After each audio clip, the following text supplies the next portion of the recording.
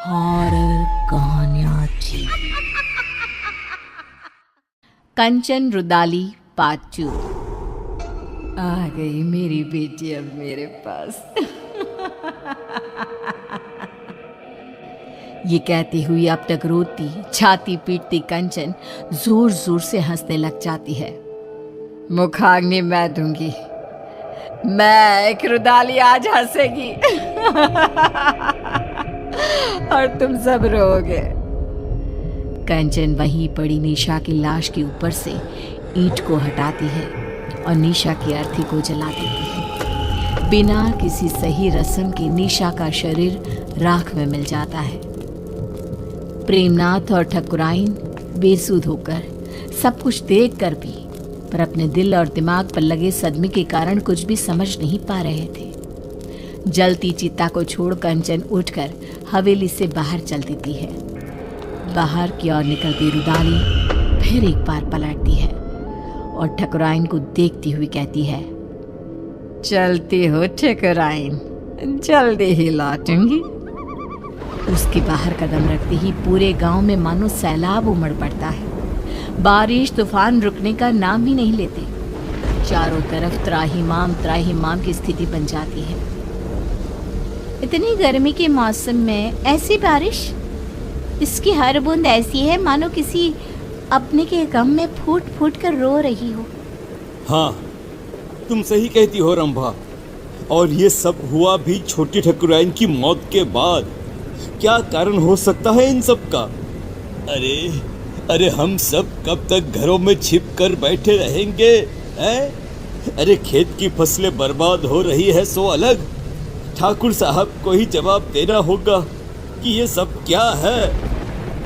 परेशान होकर सभी गांव वाले तूफानी बारिश में ठाकुर साहब के घर पहुंचते हैं, जहां वो लोग देखते हैं कि ठाकुर साहब की हालत बहुत नाजुक है। कंचन, ये सब कुछ उसी का किया धरा है ना, जाने क्या करके गई है। जैसे ही उसने हवेली से जाते वक्त कहा जल्द ही लौटती हूँ, तब से इनकी तबीयत बिगड़ते ऐसी हो गई है। शहर से कोई डॉक्टर भी आने को राजी नहीं हो रहे। अब कंचन के घर जाना ही एक उपाय दिखता है। तभी ठाकुर साहब जोर जोर से चीखने लग जाते हैं, नहीं, मुझे प्रेत लोग नहीं जाना। अरे ठकुराइन, देखना ये तेरी बेटी को क्या हो गया है। मुझे साथ ले जाएगी ऐसा कह रही है। ये क्या कह रहे हैं आप? यहाँ पर कोई नहीं है। अजी निशा क्यों ले जाएगी आपको? ऐसा कुछ नहीं होगा जी। अरे गट्टू, तू भी आ गया। देख रही हो ना ठकुराइन, तुम्हारी बगिया संभालने वाला गट्टू आज तेरी बगिया उजाड़ने आया है। ये तो बहुत बुरा संकेत है ठकुराइन। ठाकुर साहब को सब मरे हुए लोग दिख रहे हैं।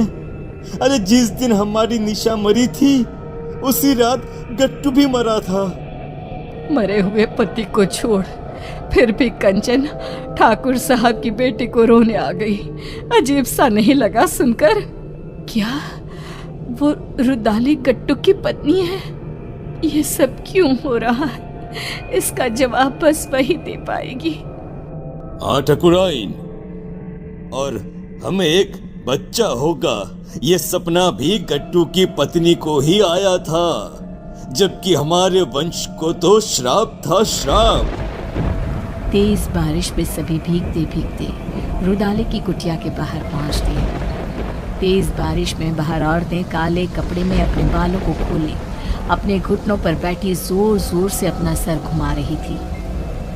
आएगा, आएगा, गया रे, आएगा,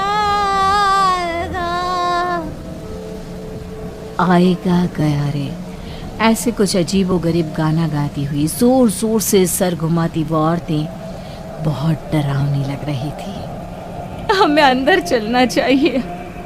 सभी दरवाजा खटखटाते हैं पर कोई दरवाजा नहीं खोलता। तोड़ दो दरवाजा। हाँ, तोड़ दो दरवाजा। दरवाजा तोड़ दो। दरवाजा तोड़कर सभी अंदर आते हैं।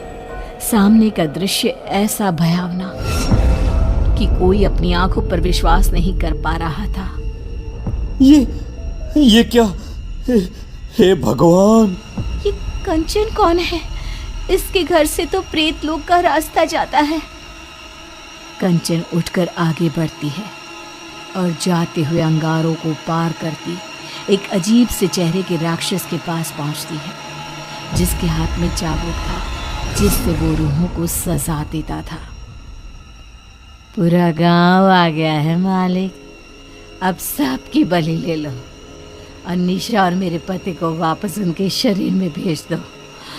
दोनों के शरीर को संजो कर रखा है मैंने। ये निशा बिटिया का शरीर तो सबने जलते हुए देखा है, तो रुदाली के पास शरीर कैसे है? ये क्या राज है? रुदाली गट्टू और निशा के शरीर को सबके सामने रखती है और कहती है, निशा मेरी बेटी थी, मेरी इकलौती बच्ची, जिसे मेरे पति ने ठाकुर साहब को सौंप दिया था, क्योंकि आप कभी मां नहीं बन सकती थी। बोले ठाकुराइन, सच है ना ये? आप लोगों के पैसे के आगे मेरी ममता का गला घोट दिया गया। जिस दिन गट्टू ने मुझे बताया कि मेरी बेटी आपके घर जाने वाली है, मैंने उसी दिन से प्रेत लोक को अपना घर बना लिया था। पर मैं तो मां बनी थी, मेरे शरीर में सभी लक्षण थे, ये कैसे हो सकता है? आपको एक दवाई दी जाती थी जिसके कारण आपका शरीर एक गर्भवती औरत की तरह बदलने लगा, और फिर मैंने आपके गर्भ में डाल दिया प्रेत का अंश, वो अंश जो मेरी बेटी को मुझे वापस पाने में मदद करता। पर तुम्हारे वंशहीन होने के श्राप ने उस गर्भ का नाश कर दिया। निशा तुम्हें सौंप दी गई, उसने मेरी कोख में ही सब तंत्र मंत्र सीख लिए थे, इसलिए उसे वही चीजें अपनी ओर खींचने लगी। अमावस के दिन उसकी वही शक्तियां उस पर हावी हो गई और वो चली गई सब कुछ छोड़कर। पर मैं उसे कैसे जाने देती? उसकी आत्मा को प्रेत लोक से उसके पिता ने बचा लिया और उसकी आत्मा उसके शरीर में आ गई। पर प्रेत सरकार बहुत क्रोधित हुई, इसीलिए आप सबकी आंखों में धूल झोंक कर मैंने एक पुतले को जलाया, ना कि मेरी बेटी को। अब उसी सरकार की मदद से मैं फिर से अपनी बेटी और पति को पालूंगी और उसके बदले ये पूरा गांव ने सौंप दूंगी। भागो भागो यहाँ से, भागो भागो भागो यहाँ से। हमें भी शरीर दिलवा देना कंचन, इन सब का शरीर तो है ही। हमें भी शरीर दिलवा देना कंचन, इन सब का शरीर तो है ही।